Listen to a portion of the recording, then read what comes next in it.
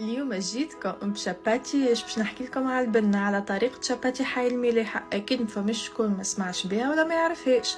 وما نحكي لكمش على البات عاد تلمو جات بنينه وهشوشه، اشترها طار وهي شايحه. قعد لي فيها كان 3 كعبات اللي تراو فيهم قدامكم.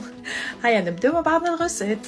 ناخذ 300 ملل حليب دافي، عليه 10 غرامات خميره جاتو، عليه مغرفه كبيره وسكر، نخلطوهم مع بعض ومن بعد نخليهم درج حتى كش يتفاعلوا. من بعد نحطوا عليهم مغرفتين كبار زيت زيتونه وكعبه ياغورت ناتوريل وورطال فرينه وعليهم مغرفه كبيره ملح، ونعجنوا بالكدا ومن بعد نخليوها ترتاح على الاقل ساعه ساعه غير ربع. بعد شكلتهم كرات، ميزان الوحده في 140 غرام تقريبا، وخليتهم يرتاحوا شويه. بعد ما ارتاحوا حليتهم بالطريقه هذه وحطيتهم يطيبوا على نار متوسطه، ما تحطوهمش على نار قويه خاطر يتحرقوا من برا ويقعدوا نايين من الداخل. ونحاول نطيبهم على جنب باش ما يقعدوش نايين.